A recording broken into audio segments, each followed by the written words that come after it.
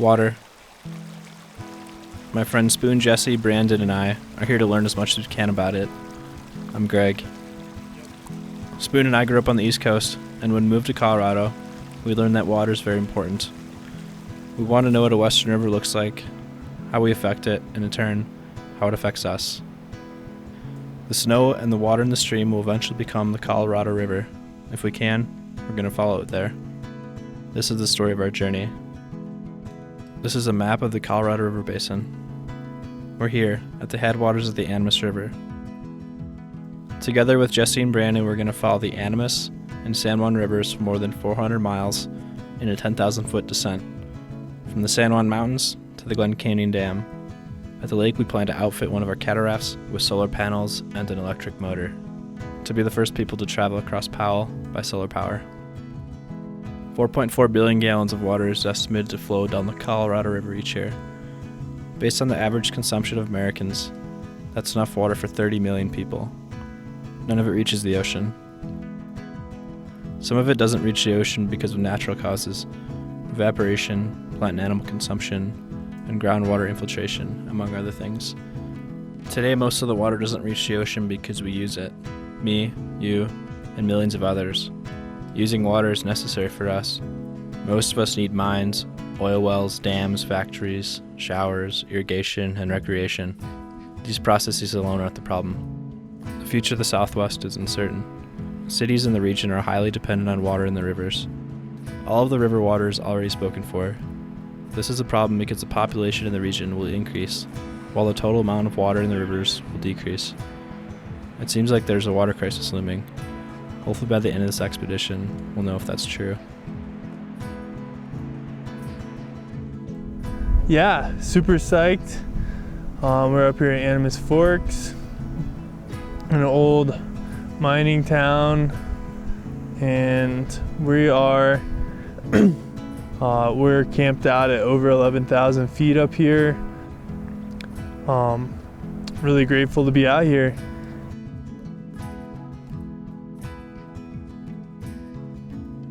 What happens when we use too much water on such an enormous scale? What is the state of the San Juan River Basin?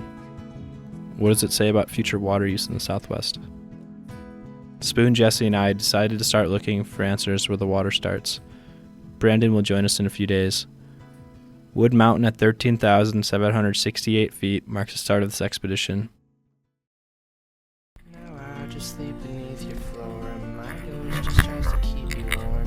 I've seen the end, I've lost the war, and one day you'll join me here just like the rain. I hear the engines, they're roaring in our mouths. Those metal creatures are calling to the veil to get out. I see the airplanes, they're pouring from your chest. They fill the air and burn and bury just like the rest.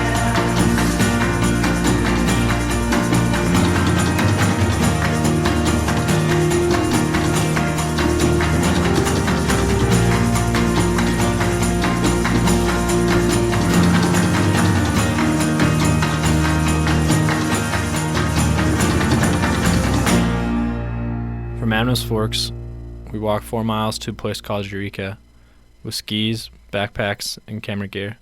The walk isn't very much fun.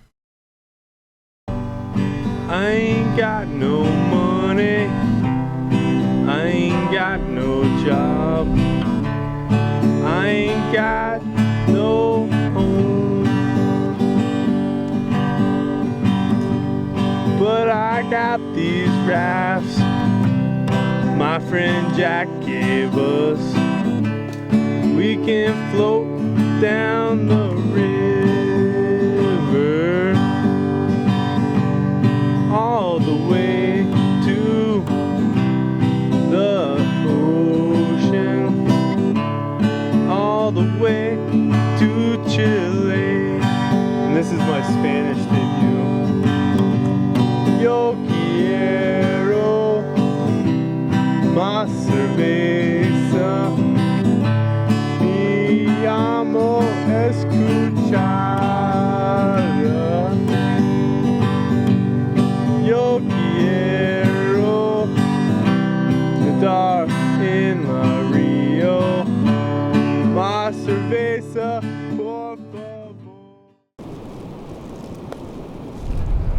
Damn, your shoulders are jacked up. I don't know mine. With mine as bad as his. Hey, yours are bad.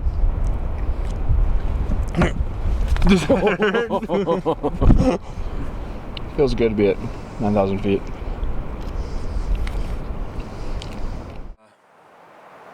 Today was day one. We got up at 6 o'clock, started up Wood Mountain, and total today we did about 6,500 feet of elevation change, and I figure we walked around 10 miles. So I'm tired, my shoulders are definitely tired, and my legs are tired.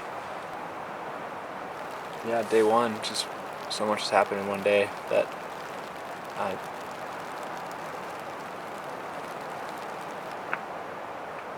I'm so excited to keep going.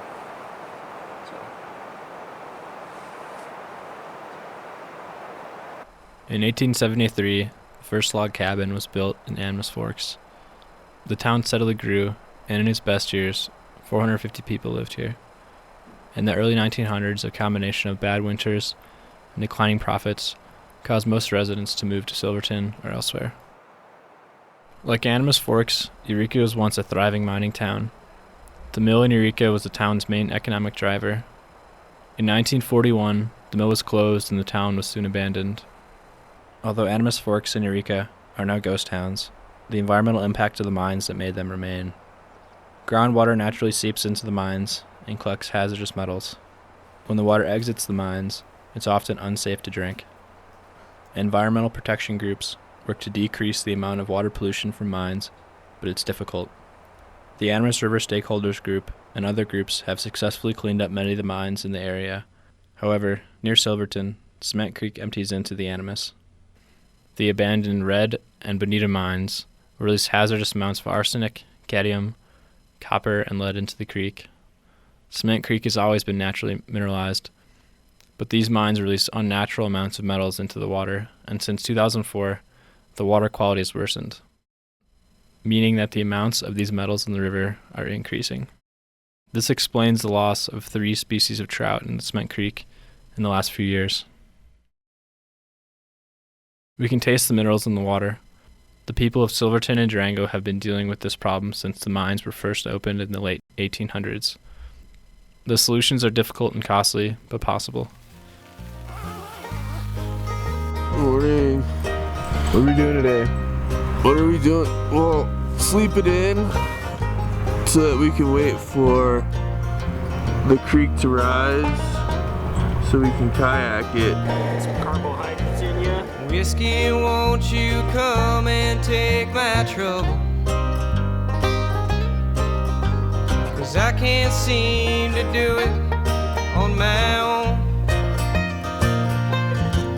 In the morning there is hours and infinity.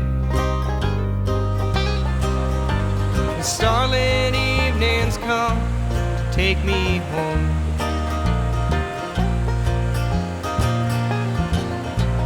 I ain't got a dime in my pocket.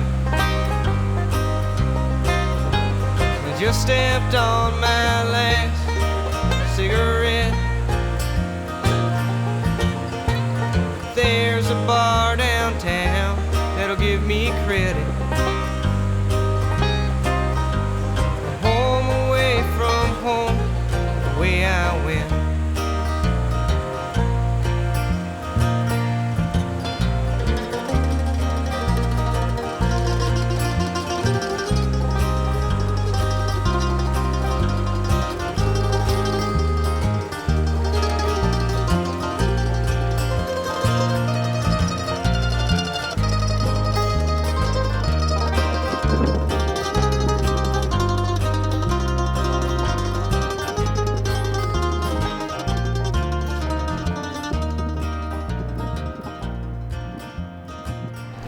Hello there, camera. Fresh corn on the cob, roasted on the fire. So darn good. So I apologize, I'm gonna be eating this while I'm debriefing. And while I'm debriefing, I'm gonna keep my pants on. And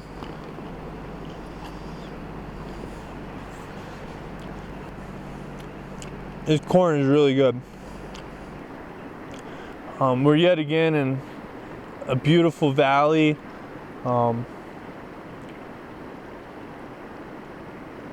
Really thankful to be out here doing what we're doing.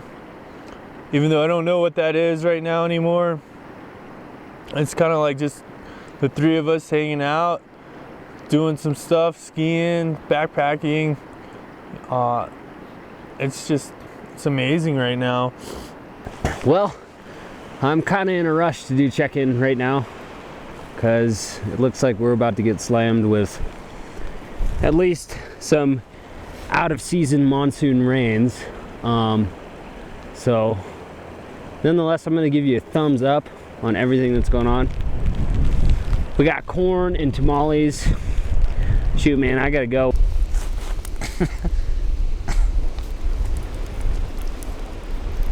Hey look, there is some blue sky in that. Yep. It's there. I can't tell if it's blue or gray.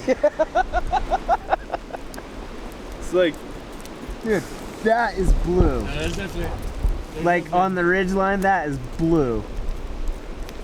Yeah, it's some. oh, the mountains are coming back. Yep. As soon as we see it. You ready?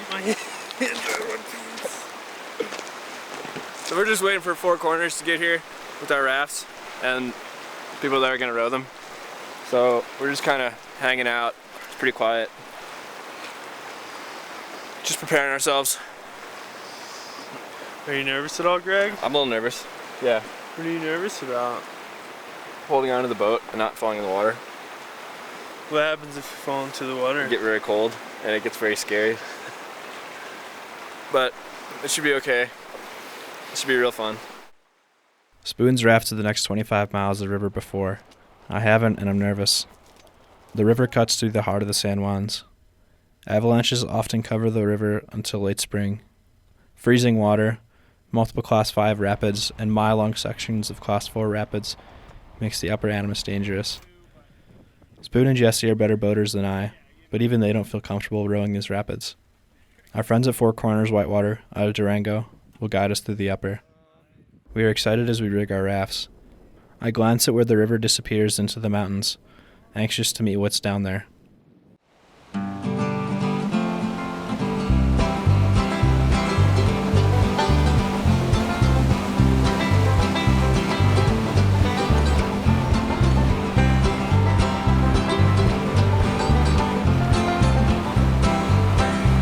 Well, I got years of living, buying how I choose. I ain't never been a gambler, cause I was always bound to lose. My buddies, they drink liquor, sometimes I'll go along. But I got a girl who don't like that at all. Well, you know I wouldn't fight if these guys wouldn't shove me. Now I can't go home because my baby, she don't love me. There ain't no use in trying anymore.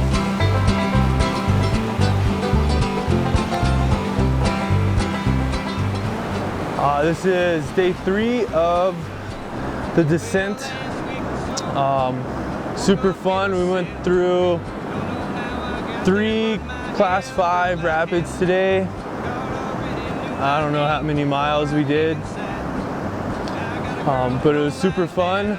A little hairy. The seats on the cataract, aka Chelsea,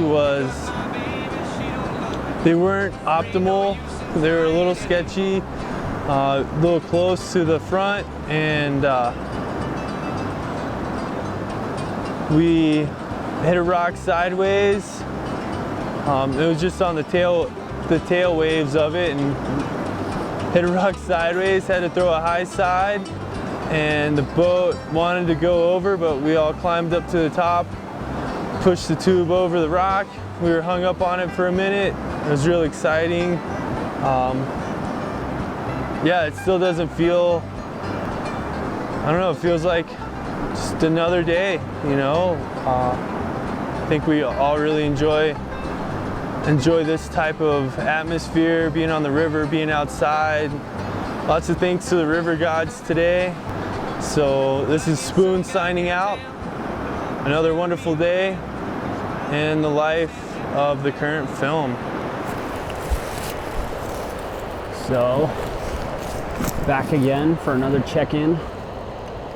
We're down here at Last Chance Eddie, the Rockwood takeout for the Upper Animus. We floated from the Four Corners camp last night.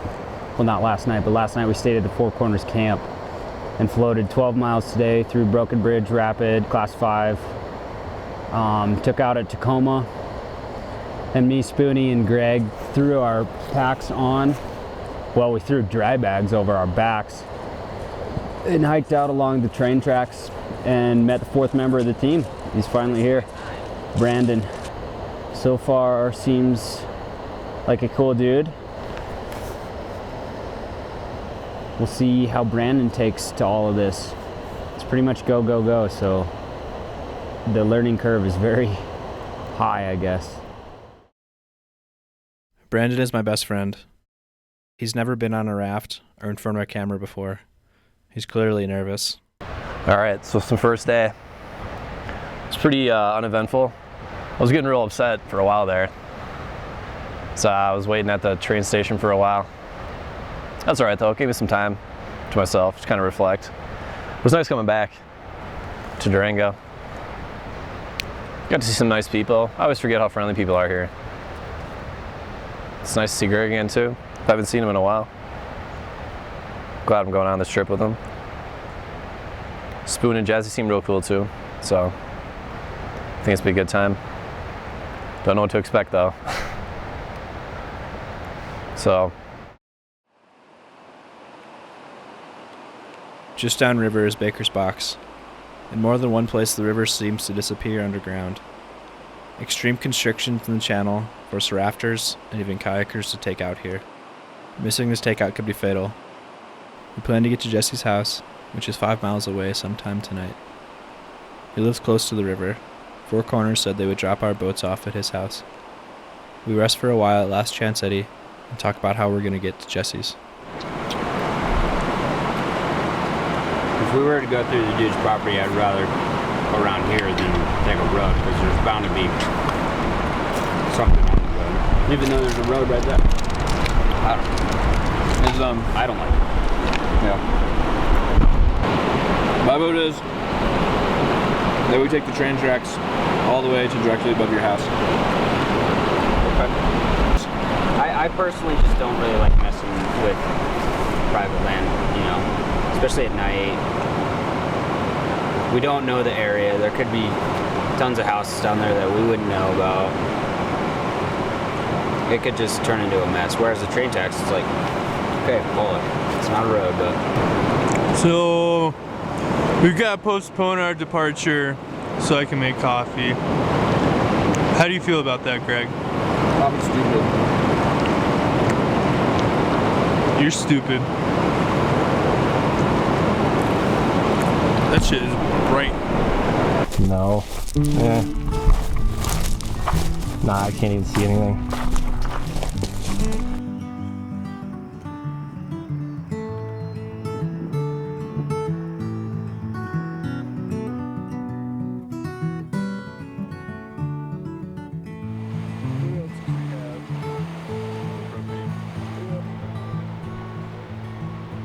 Well, it's 3 a.m. again, like it always seems to be. Driving northbound, driving homeward, driving when he's driving me. It just seems so funny, always end up here, walking outside in a storm while looking way up past the tree line. It's been some time. Give me darkness when I'm dreaming, give me moonlight when I'm leaving. Give me shoes that weren't made for standing.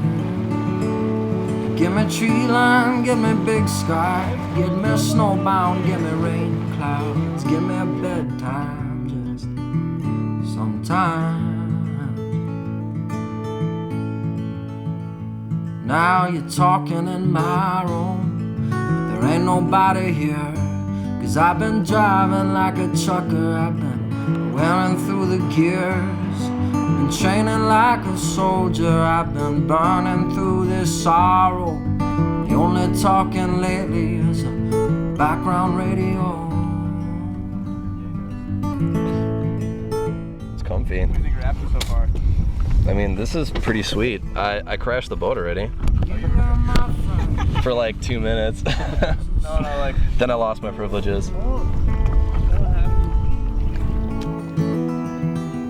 Riding that hope was like catching some train.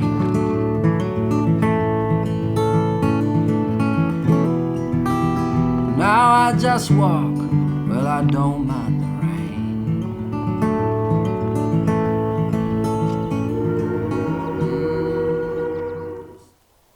Yesterday was really nice, really calm. It's good to finally be on our own boats.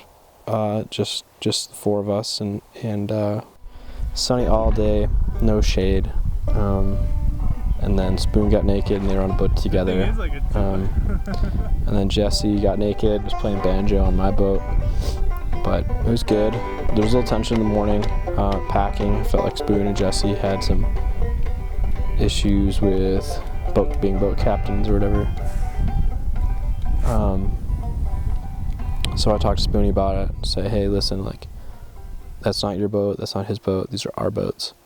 And Spoon was like, well, I mean, I feel like we should have a boat captain for each boat. I said, sure, but if things are going well. And some things weren't getting packed, they weren't really working together on packing, so there's a little unevenness in the boats. But by the end of the day, I think it was worked out, and this morning they evened out the load, so that was good.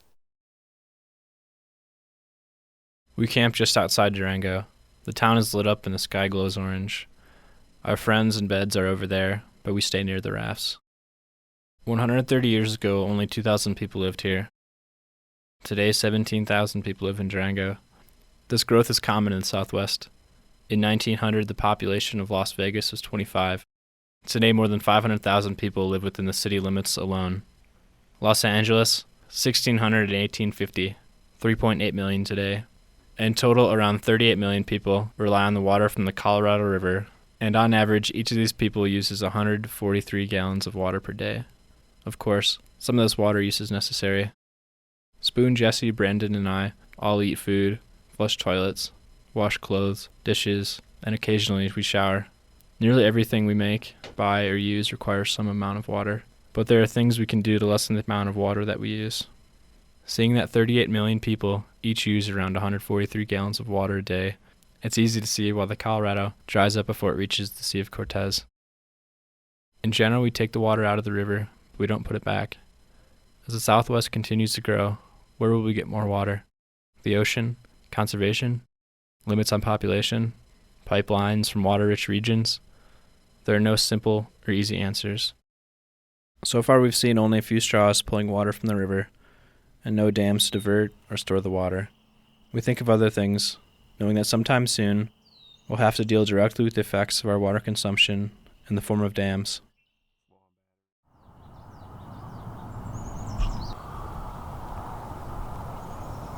How are you feeling this morning, Brandon? Not too bad. How's your sunburn? Not too bad, actually. Hey, what's up? It's day something. We're on an island in the middle of the Southern Ute Indian Reservation. Today was pretty nothing. It was nice. We had the town run, which was fun. Got to see some people come out. Got to talk to some people about the film. I was pretty much just handling the camera. I don't know. I feel like I don't have a place and that kind of stuff because that wasn't really part of the planning of this whole trip. And I'm just kind of the dummy, so I feel like I can't do any work. Like today, I just kind of sat on the boat and videotaped. Didn't really row or anything. Don't know what to do. I guess it'll come. It just kind of sucks. I feel useless. I want to contribute, but I can't. and I don't want to ask a million questions. Alright, that's about it. Pretty close to the border of Mexico. I think it's 15 miles or so. So,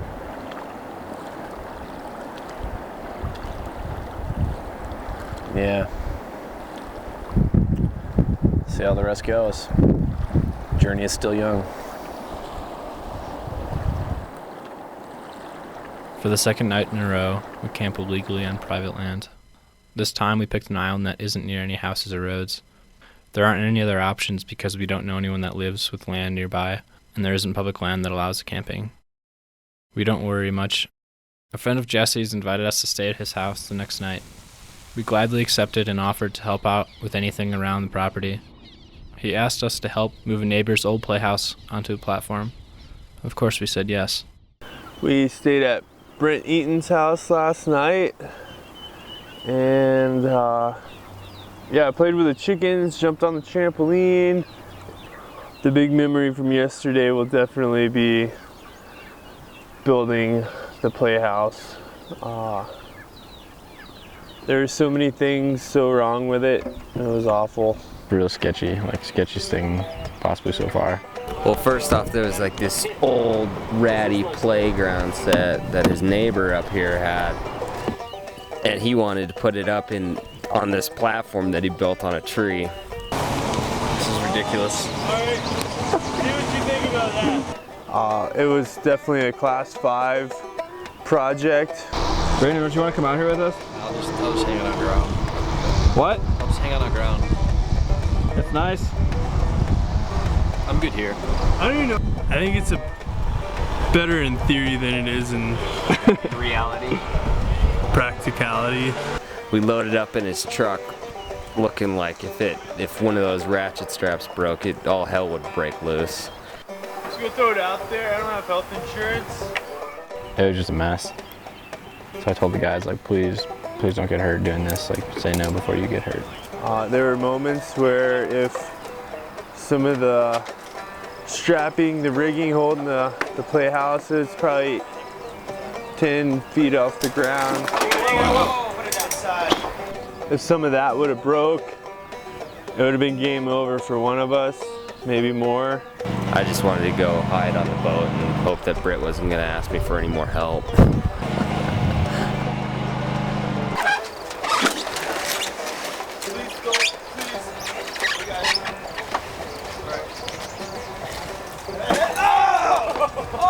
But we successfully transported the playhouse up to its new home and drank a beer inside and celebrated our accomplishment of not dying. This is why we're in the flatbed today. My face is starting to take a beating, I think.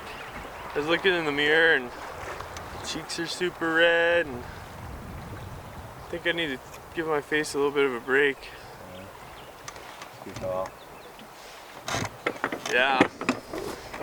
The sun's been with us really hardcore. It's been pretty hot. When you say, Brandon? Yeah, I'd say it's been pretty hot. I'll pay the price. Yeah. There are a lot of lowhead dams downstream. We've only seen some of them before. From what we've heard, only a few are dangerous.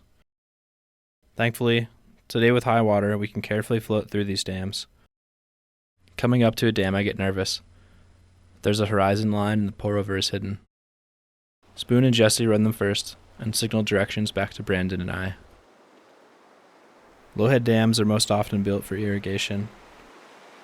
When a dam is placed in the river, it raises the water level upriver of the dam. The water then enters a canal or pumping station. It then flows down the canal or piping to the location where it's demanded, most often for agriculture. The dangerous part of the Lowhead Dam is a downstream recirculating hole. Boaters get trapped in this powerful recirculation either because they didn't know it was there or because they thought it wasn't powerful enough to hold them. It's nearly impossible for a person to escape this type of recirculation once they fall in it. Hundreds of people have died in the United States this way. Many rescuers have died when they're pulled into. Dams with dangerous recirculating holes must be portaged. There's just no safe way to raft over them. Over time, most lowhead dams lose functionality. The upriver side of the dam fills in with sediment, which causes the canal or pumps to no longer function properly. On average, it's 3 times more costly to repair a dam than it is to remove it. Even if the dam is functional, affordable steps can be taken to make the dam safe. Backfilling a lowhead dam with large and small rocks is a cheap way to eliminate the recirculating hole. It allows boaters to safely float over the dam. It allows fish to naturally migrate upriver. Many or most of the dams on the Animas could be removed or backfilled with no consequence to the dam's original purpose. People rarely float this section of river because of the dams. One day, hopefully, these dams will be completely safe. Boaters from Durango could then float all the way to the San Juan carefree. River advocacy groups are currently working on making these dams safe. For now, though, we cautiously approach each horizon line and hope we can float over it.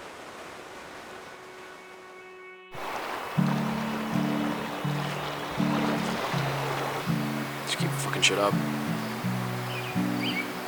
Yeah, so I broke the microphone. And now I probably have to run into town tomorrow and go find one. Because I'm an idiot. And yeah, otherwise, Spoon just got back, got a food resupply. And pretty angry with myself.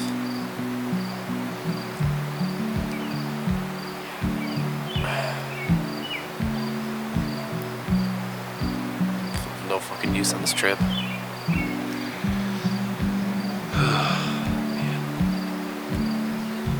We had to deal with some weird shit today. There's these. We went over 2 lowhead dams that were kind of, looking at those things. They're pretty freaky. 8 feet drop, completely man-made concrete structures. They're scary deals. People get stuck in those and they drown because of those, because it's an extremely unnatural current. It alters the river entirely. There's several major lowhead dams that will probably run tomorrow, or portage, or yeah, they're the ones that make you scared a little bit. That looks pretty nasty. Yeah, and that one kind of on their lower left. Oh, that, yeah. Lower left picture. I haven't seen that one. That looks pretty ugly too.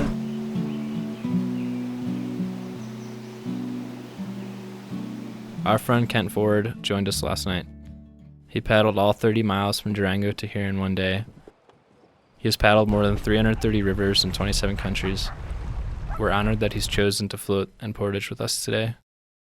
Penny Lane is the common name for this dam. Sadly, a 15-year-old Boy Scout drowned in this dam in 2005.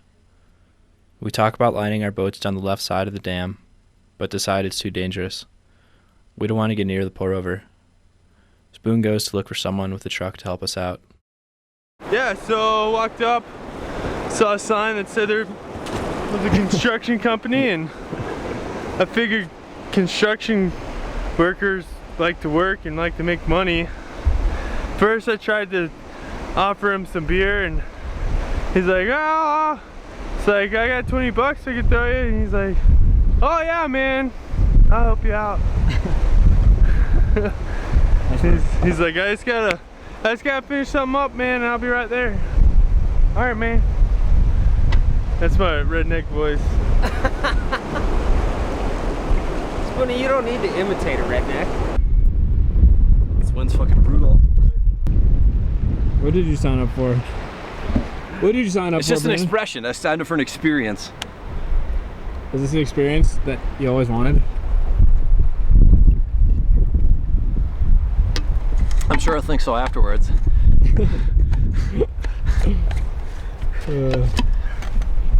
do you think right now? Could be worse.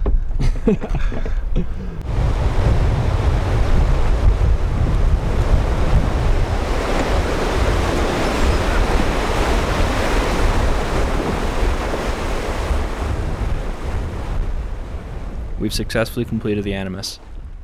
We celebrated the confluence of the San Juan over the long river running tradition of beer drinking. Jesus! Dude, you gotta hold it up right. You gotta get the air bubble, goofball. Goofball. Cheers, motherfuckers. Cheers, y'all. Ah! Ah!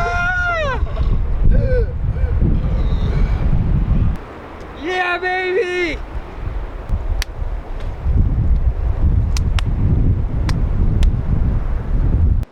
40 miles upstream the San Juan River, the Bureau of Reclamation has released 5,000 CFS of water from Navajo Dam for the benefit of downstream river ecosystems. This is a spring release, and it will go on for days. So much water means we'll fly downriver.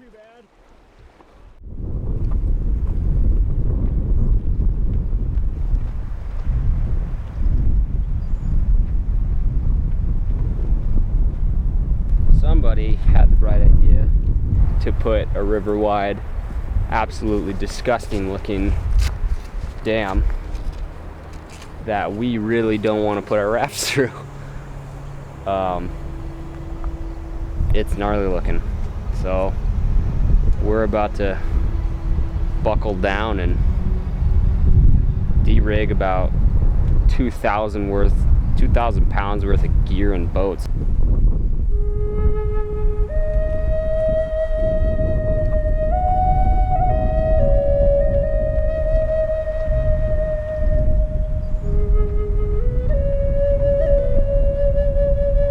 Three, two, one.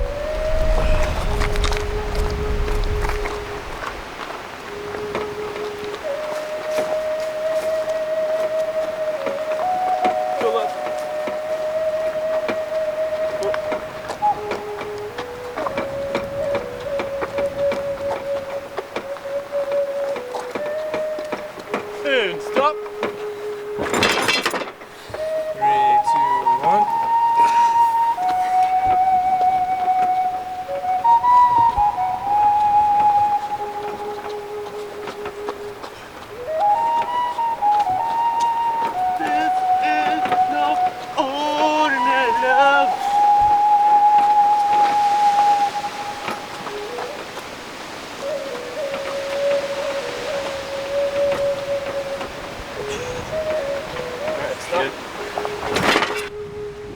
It's 95 degrees.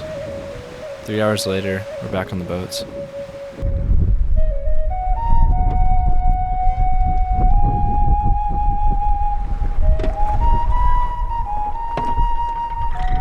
How far did you say it was? Like a mile?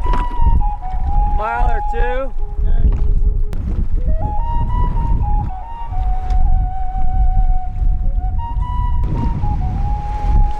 What? Hey, Greg! Eddy out right below the waves. Below these waves. So we checked out the diversion dam, saw that it was runnable, which was really exciting that we didn't have to portage again. Then we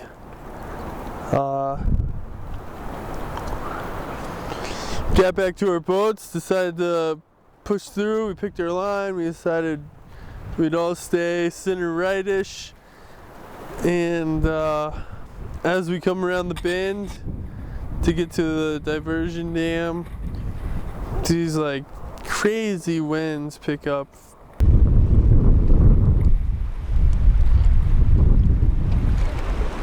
Are you gonna end up teeing up to it?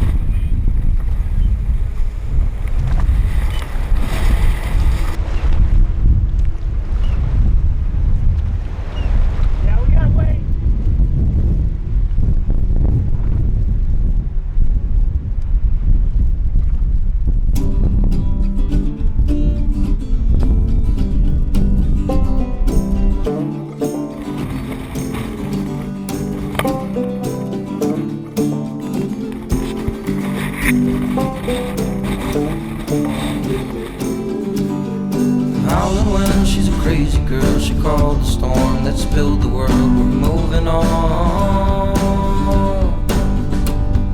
And all the secrets that I've learned, I stole them from a dusty bird dying on the lawn. And everything you ever learned to love is burning up.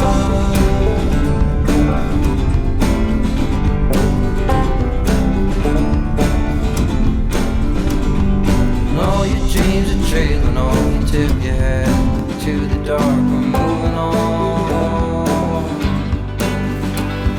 And all that's left of you and me is scattered pictures in the creek. We're moving on. Everything you ever held dear is burned.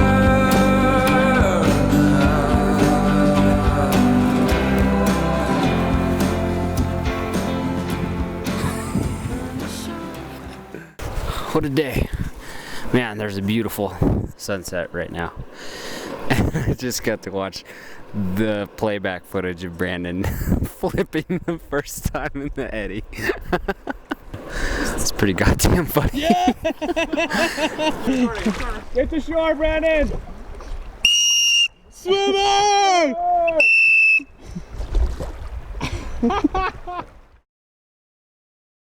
This is the Navajo Reservation. Most of the reservation is arid and receives little rain.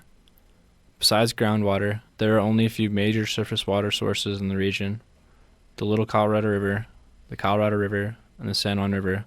40% of Navajo Nation households rely on hauling water by truck from pump stations to meet their daily needs. Historically, the Navajo tribe and many other tribes have received less than their fair share of water. When it comes to deciding who gets court-approved water rights, interests from agriculture, mining, and cities such as Las Vegas, Phoenix, and Los Angeles have the strongest cases. Not because they necessarily deserve the water, but because they have the most powerful voices. This is still true today, most of the time. In the last 10 years, the Navajo Nation has won 2 major water rights settlements. The Colorado Ute Settlement Act Amendment of 2000, which will supply water through the Navajo Gallup Pipeline, and the Navajo Nation Water Rights Settlement of 2005, which will supply water through the Navajo Nation Municipal Pipeline. Both pipelines will supply water to the eastern and northeastern parts of the reservation.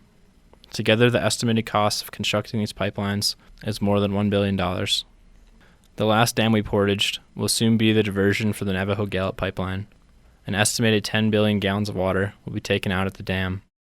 For now, the dam supplies water to a coal-fired power plant in the area. Thankfully, we only have one more dam to scout, and it doesn't seem like we'll have to portage it. The next 60 miles of river almost never sees boats. We see more cows and tires than people. Unless Jesse is playing banjo or Spoon is playing guitar, it's silent. We are alone on a desert river. Yo,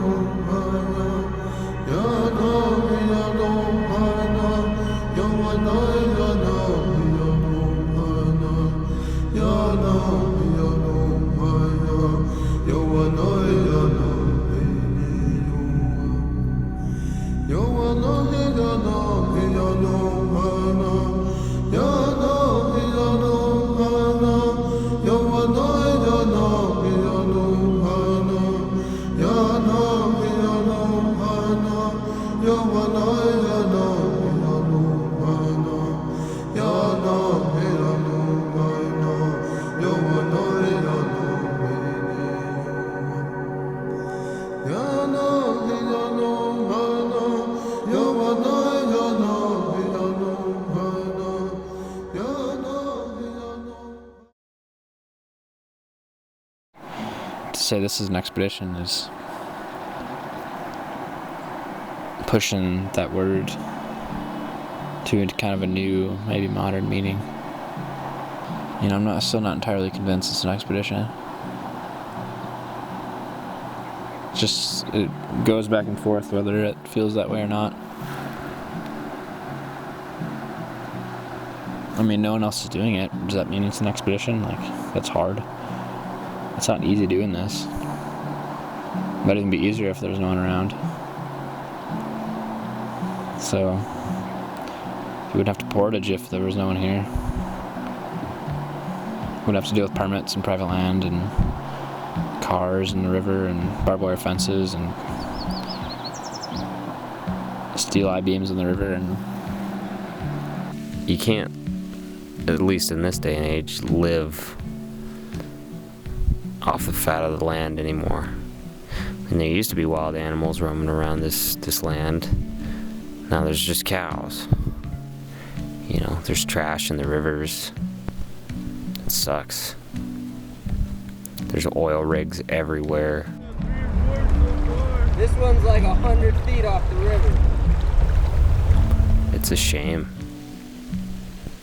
This area's been brutally beaten down. Seeing all of this, it's kind of disheartening.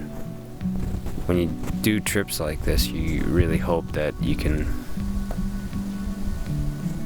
kind of revitalize your sense of,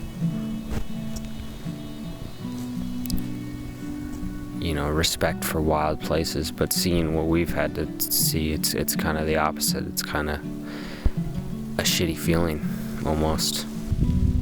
Pick your battles, but which one? Right? I mean,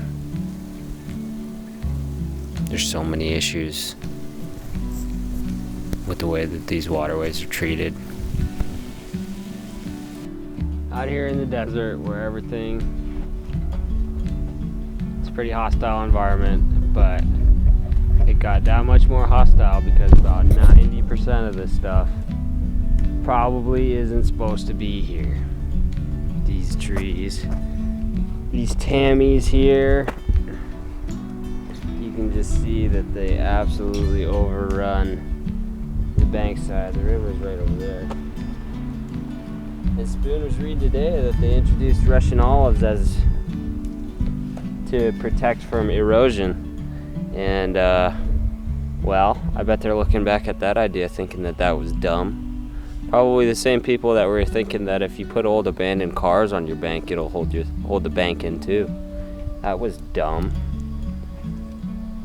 I say let it be, folks. Let it be. Miles and miles of tamarisk and Russian olive. Probably hundreds of miles. Probably hundreds of miles. We've been following it now for at least 100 miles. Oh, and by the way, this fucking desert is hot and awful. Bad day on the river is better than a good day in the office. That's what someone said. Yeah, that's the way you start a morning out.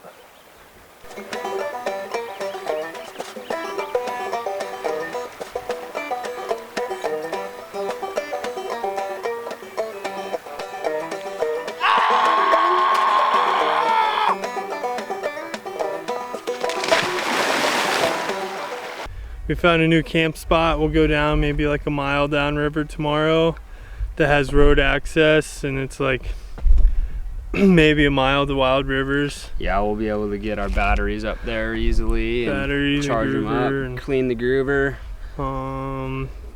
Then tomorrow we can also check on fixing the hose for the stove. We're entering canyon country. The next 70 miles is permitted by the Bureau of Land Management because of its popularity with boaters. It's one of the most beautiful places on earth, and we want to share the experience. We pick up our friends Ellie, Rebecca, and Derek. They bring fresh food and beer. My dad, Joel, also joins us for his first river trip. I'm very happy he's here. They will stay with us until we are close to Lake Powell. With both the rivers we've been on, the Animas and the San Juan, I mean, they're stunning, you know, but there's a lot of impact to them, and once you start to take notice, it kind of really pops in your mind. Like, I mean, we've been talking about these damn trees now for weeks, and the cars on the banks up on near Farmington, the diversion dams, you know, like, it's a bummer to see that, but you know, I guess in a sense I can understand, you know, like, I mean, people are just trying to make a living, I guess, you know, pulling that water elsewhere and taking it somewhere so you can start a commercial hub or something, you know, but I've wondered a lot about what it would be like to be on this river before a lot of the development, you know, like, because I can't argue against some of the impacts because I've never seen it before it was like this. Like, this is how I know these rivers. And the only apprehension I have would probably be it's more of a technical thing about the solar panels and motor at Clay Hills. If that stops working, then it's definitely going to become pretty interesting to see how we get across those 100 miles. So that's the only concern I still have about us the rest of the time. That really stands out for you right now? I don't know if I've had a place that's been like that. But I think I've kind of had a moment where we've had these layover days, and a lot of the guys, they'll read or they'll do something else, but usually I just sit and think. And I've been thinking a lot about my life back home because it's so different than this, and what direction I wanted to go in. And I was just thinking to myself that I really don't want to lose like these kind of experiences in my life, because I guess the nature of like the education I have is not in this direction at all. It's with computers and a whole different world. So yeah, I was just thinking that going forward, I hope that I can kind of keep these kind of activities, these kind of experiences in my life, because I don't know, I learned different things from this kind of stuff, like about myself more than other things that I do in my life. I think me and Spoon still have some stress, like with this all working out well. I know I definitely do, and it can kind of get to us. We can snap at each other sometimes, and just on stupid stuff. And we both recognize it, and know that we're mad at each other for dumb reasons, but it doesn't make it go away, which is even stupider and makes me more upset. There were some days like after Durango where there was like some stress and tension building, and guys talked to Greg, you know, it was mainly Greg stressing out, and I talked to him and just mainly asking him what it was, and we've talked it out, and it was camera shit mainly, you know, dude, don't stress about that shit. You can't control it. If you can control it, then do what you think needs to be done, and if you can't control it, don't worry about it. And they got fine after that. Morale's been good. Folks, we're back here on the Naked News Network where Spoon's about to do Ledge Rapid. Naked. I don't think they noticed. Yeah, sorry. I see. Yeah! I just love river tripping. Right? I think another thing that through the connection of the river is meeting all these people that we've met. Like, we spent the last couple days hanging out with the Wild River Utah crew, and like they're awesome and like totally psyched to help us out and hang out and like hear what we're doing. And so like, you know, like people start asking what we're doing, and like it creates like the river creates human connection, right? Like it creates this conversation piece that goes on, you know, and they'll remember it forever. You know, like, oh, these crazy guys, like, they're floating the page from Silverton. Like, what the fuck? Who does that? You know, like, they're like, some people are just completely mind blown. It was awesome, you know, like, super supportive, like, psyched on it. It was funny. But I think the connection to the river is maybe growing a little deeper, but like the connection with people has like grown like tremendously. Like I have like 10 new best friends whenever I go home, you know, like, which to me is really cool. I ain't got no money, I ain't got no job, I ain't got no home, but I got these rafts my friend Jack gave us. We can float down the river. Other side, all the way to the ocean, all the way to Chile. This is my Jesse, get up here! Brandon and I aren't big drinkers, but there's one rule about boating and drinking that we always follow. If you swim, you do a beer booty. There are no exceptions. The river gods must be honored. Did you not get your breath? I don't think so. Yo quiero. I love kayaking and river running. Rio. Más cerveza, por favor. I ain't got no job, I ain't got no money, all I got awesome rounds. I don't want to know. Milwaukee's best. Do you miss when it was just the four of you? I liked it, but I also like this. You know, it's just different circumstance. You know, like when it was just all of us out in New Mexico and stuff, you know, we were like a well-oiled machine, you know, like everybody did everything right, you know, nobody had to ask anybody, you know, it was just get up in the morning, row, you know, life was easy and everything, and life is still pretty goddamn easy now. Yeah, I think it's just different. I think, like in the beginning, I felt like we had more of like a sense of accomplishment in the beginning. It's because we were covering so many miles and it was just all about business pretty much in the beginning. And now we're kind of just, it feels like we took that part and we kind of worked towards this, what we have now, where we just kind of have easy days, spending it with lots of people, just kind of relaxing, just jumping in pools. So I kind of feel like that's how the trip has went so far. It's not to say that I didn't enjoy the first part. That's just how it worked out. It was business. We had more shit to deal with. Life is pretty easy when we hit bluff. Team leaders. So. Greg and Spoon, what do you think? Okay. Their communication level? Yeah, I think so. I think it's pretty good.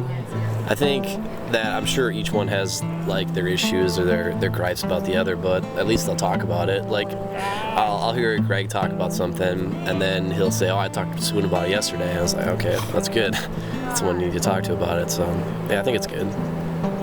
Everybody talks to each other, I think, when in need, you know, when decisions need to be made, whatever the fuck, everybody. I think it's a good, solid crew that's been in it to win it from Silverton to Page. Greg will remind me to get back on task sometimes. And like get shit done. But then I remind him like things will get done. Yeah, Spoon's like, yeah, we'll figure it out. I'm like, let's figure it out right now. And I'm like, yeah, let's figure it out now. We could do that, or we could do this. I'm like, all right, Spoon. I like to see the show the options. It's time to decide sometimes. Because they're definitely on different ends of the spectrum. I could say pros, and me and Derek were talking about this earlier. With Spoonie, the hamster running on the wheel inside the brain, Spoon's hamster is passed out. But the hamster that's running on the wheel in Greg's head, it's running as fast as it motherfucking can. All the time. I would concur. Yeah, that's a good way to put it. That's a good analogy. Otherwise, yeah, I would say Spoon is just Spoon. You know, like just Spoon. Like I can't. Spoon is a Spoon, man. Is it a verb? You can use spoon as a verb. It's just Spoon. He's just there's nowhere that he's got to go, even if he's got to be there now. He's just, we'll get there.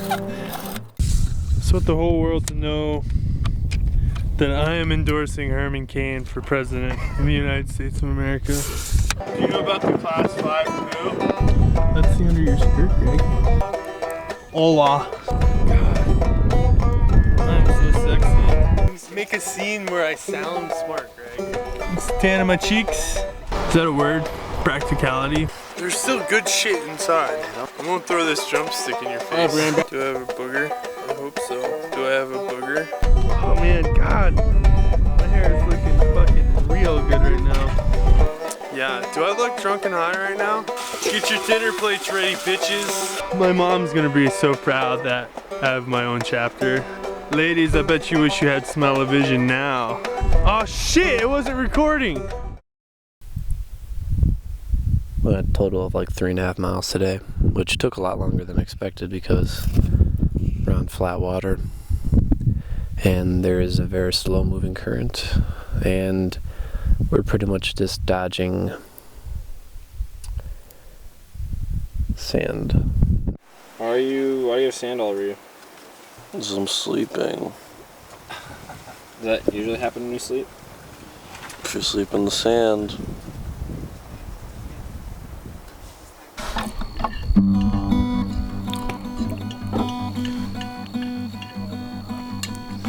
Here's Brandon.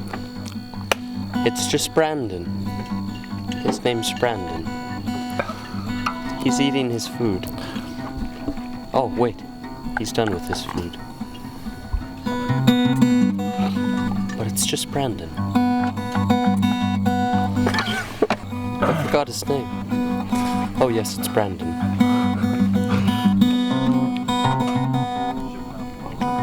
Brandon was a young man, a young lad, from the depths of somewhere.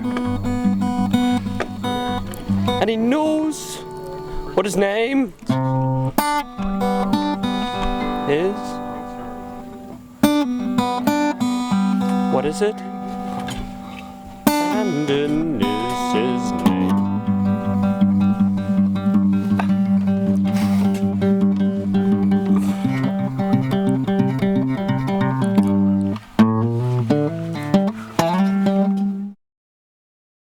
At full capacity, Lake Powell stretches for 100 miles up the San Juan River.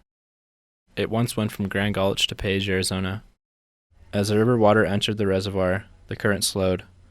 The sediment that was once carried downstream now settles at the bottom of the river channel. Since the reservoir was constructed, 30 feet of sediment has deposited in the river channel, which means that the river is 30 feet higher than it was 50 years ago. Due to persistent drought, the reservoir is 70 feet below full capacity. It has receded 16 miles downriver. The dropping water level caused major changes to the last 5 miles of river upstream of Powell. The channel is in a completely different place and now flows over a 15-foot waterfall. The last 5 miles of the river changed rapidly because of the changing water level of Lake Powell. We don't know what the waterfall will look like when we get to it. We'll figure it out. This is our last night in the canyons, and with our friends. And I ran back to that hollow again. And I ran back to that hollow again. The moon was just a sliver back then. And I ached from my heart like some tin man. When it came with a beat and a pouring rain was ringing.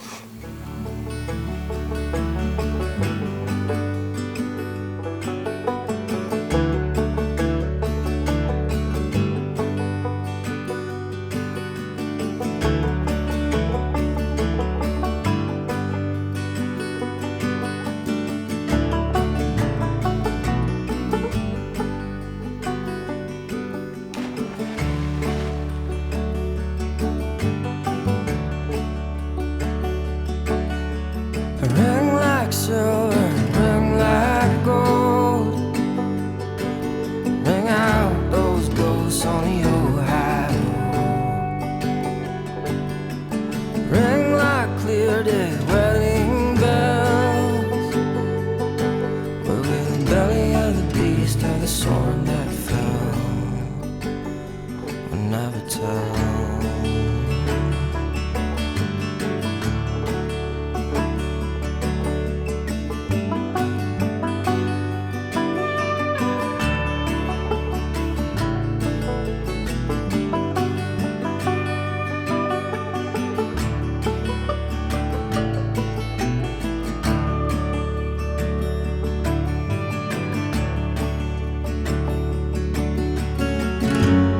Come to me, clear and cold, and some say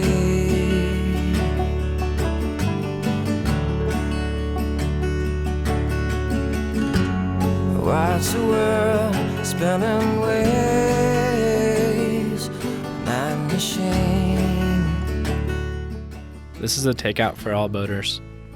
An older man from another group asks us if we know that it's almost 100 miles to Page. In partial confidence, Spoon says yeah. The man recommends that we don't continue downriver. Spoon thanks him for his concern. Rafts here are not normally designed to tackle the difficulties of portaging a waterfall or rowing 90 miles to cross a reservoir. A cataract is different. It was designed with the specific purpose of transitioning from river to flat water. Jack from Jack's Plastic Welding arrives with more gear for the last piece of our trip. We switch out the second raft for 2 small catarafts. The most important pieces of gear are the solar panels and electric motor. Our hope is that we will be the first team to travel across Lake Powell by solar power. We say goodbye to Derek, Ellie, and Rebecca, my dad. Jack joins us for the last 6 days. After an hour of rigging, we take one last look around the takeout and then move on.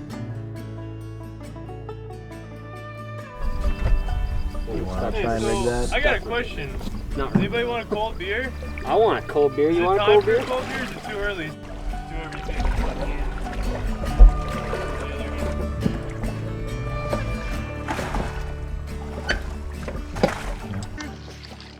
How's your line scoutage from up there? Pretty good. Go left. That's where I was going. I might want to wait a little while. There's definitely this little ripple thing going on right now. And it's going to be hard for me to get down to help push.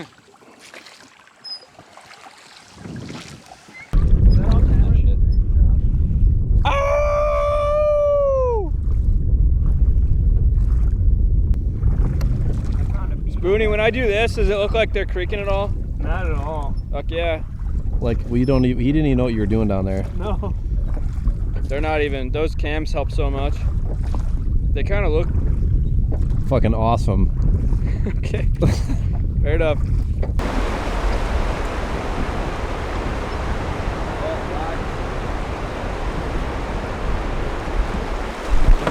Yeah, because we're just going to keep getting hung up right here. Alright, hang on.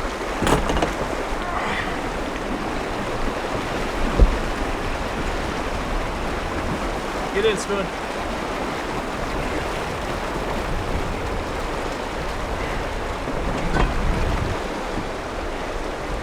You see it? No, I feel it though.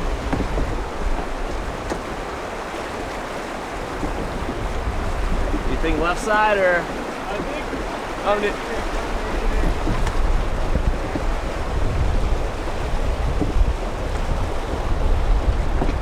Nice work.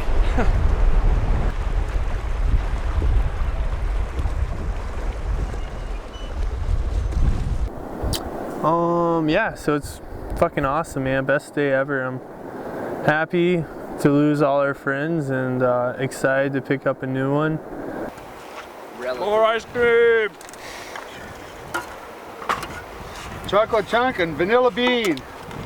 I thought somebody might not like chocolate, so I got vanilla. I just like ice cream. Yeah, you can't go wrong with me.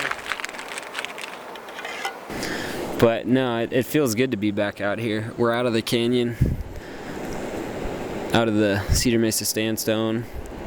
We cruised past Monument Valley way off in the distance to the south, which was super cool. You don't get views like this when you're in a canyon, you know.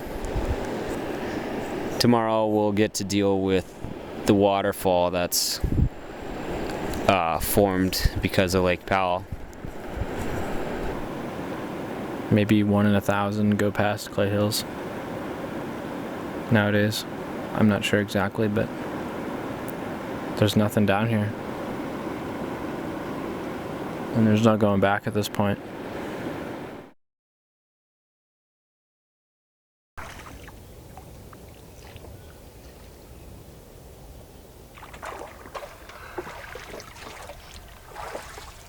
Oh, solar shade is almost to my face.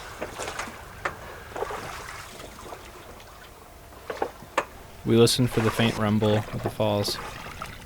Jack scouts ahead in the small cataract.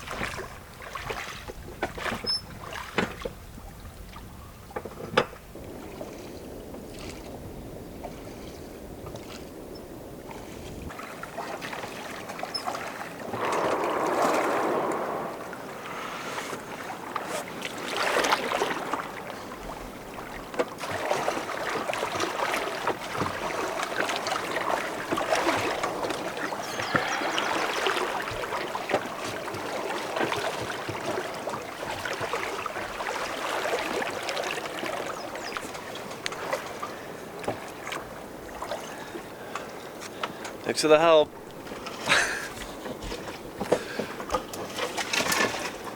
You're welcome.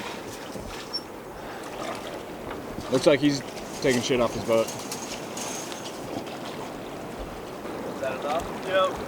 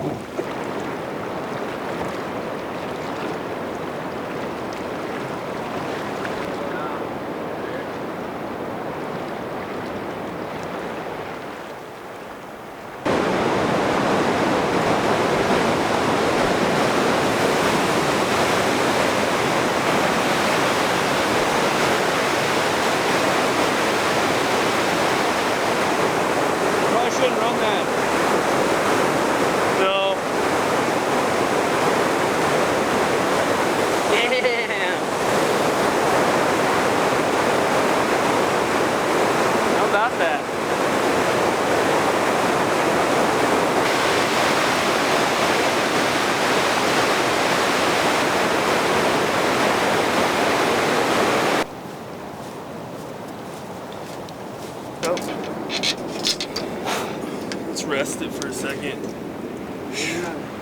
All right.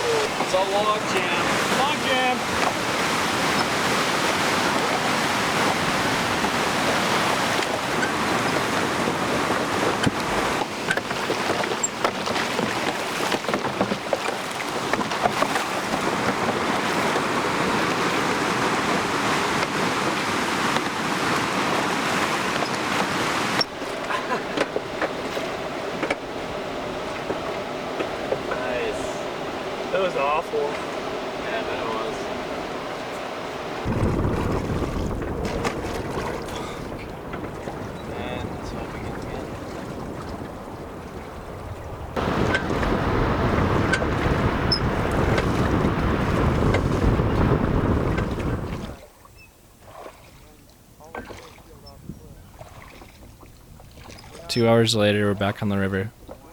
Soon there's a change. 30 days after the river began, it ends here. This is Lake Powell, and there's no one here. We wait until the channel gets deeper, and we start up the motor. You want to ride, Jesse? Yeah, Jesse, hook up. Let's hook up together and then Yeah, that might. hook up and then we'll be able to tow better. Yeah.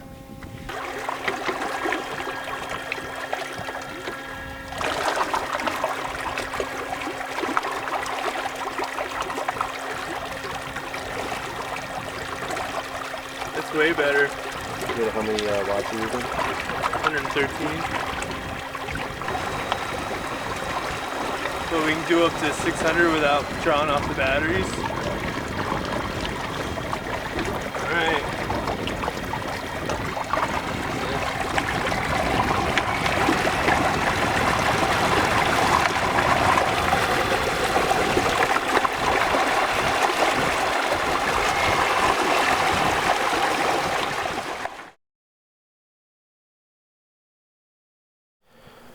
Yeah, so it's going pretty good. We're just in the middle of nowhere right now. We're super remote, like barely any animals, and just us.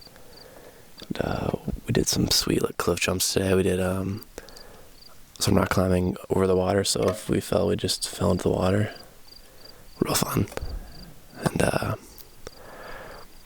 yeah, me and Swim were kind of talking. It was kind of nice to have some time to just talk with each other and not have to worry about rowing or be separated on different boats. We're all kind of on the one big raft today with the motor, so one guy could just steer, but they could still talk to. It's mindless. You can't really make a mistake out here. What do you think about Lake Powell, Greg? I think it's pretty unnaturally awesome, and I like it. What do you think about all these boats and people being around? It's interesting. 2 days ago there weren't really any people, and now there's lots, and they're driving really fast, and they make driving this boat more challenging. There's a lot of weight on the top with the panels, and we don't really want to get in a point where it starts getting tippy, and so we have to drive into a lot of the waves if we can. I don't know what the day of the week is. I don't know what time it is. I could probably find those things out, but I don't have to, so I don't really care.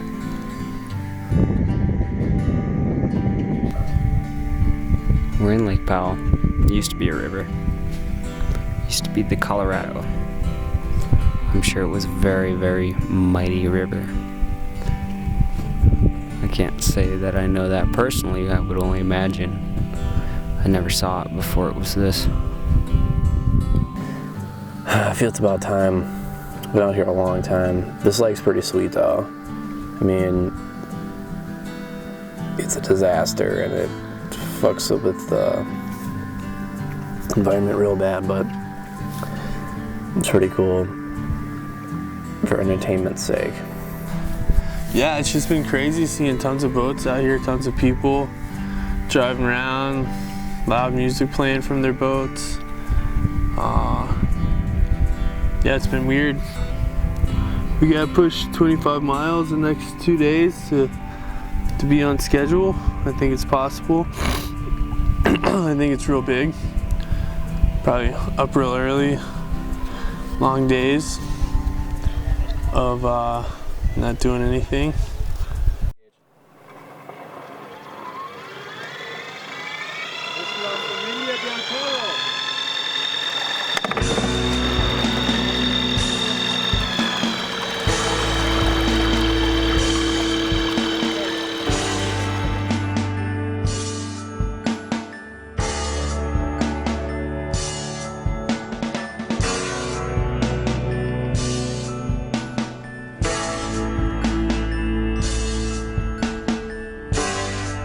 Lake Powell is beautiful but eerie.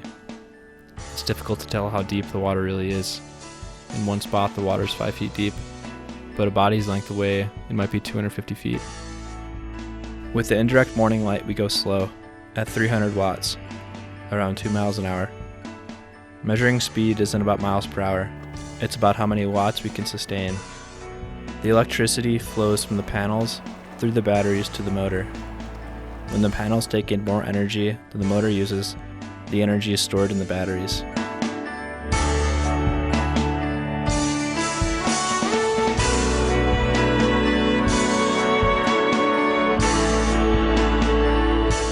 During the brightest part of the day, between 10 and 3, the panels take in 600 watts.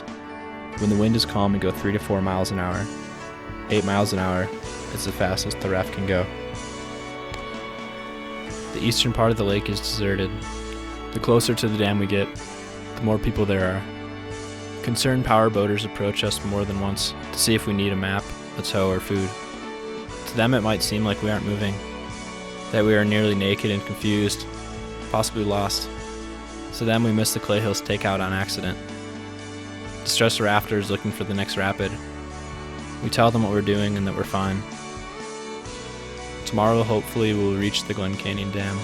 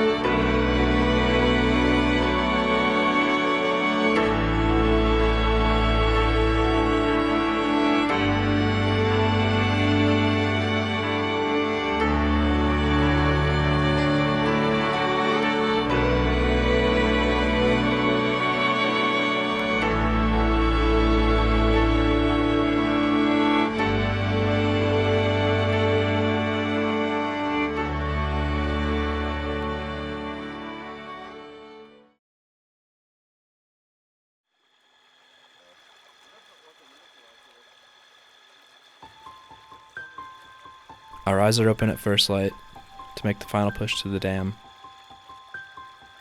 Is this lake too good to be true? It is. It's a reservoir and it won't last. No reservoir does. Reservoir Powell will likely be gone sometime between 2021 and 2060. The desert, the changing climate, and our own desire for a desert paradise will work together to destroy this dream.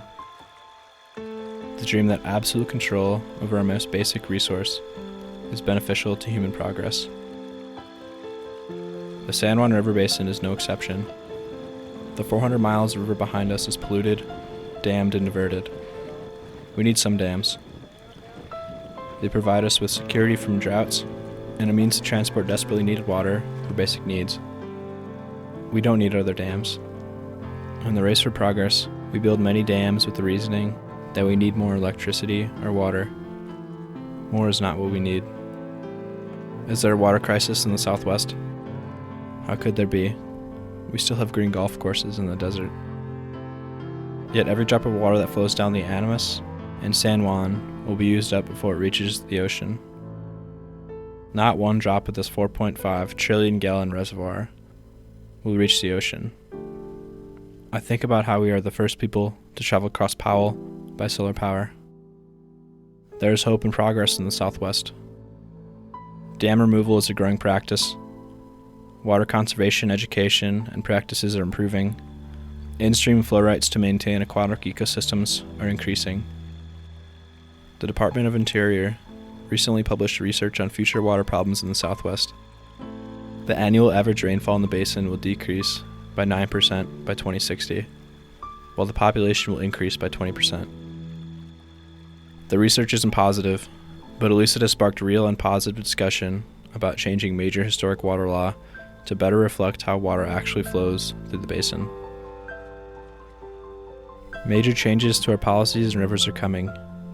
One day, we'll come back here and float the river below this reservoir. Protecting these rivers from pollution and overallocation is a slow battle that probably won't end. For us, though, it's worth the fight. The San Juan River will likely always be here, and hopefully one day, its water will once again reach the ocean.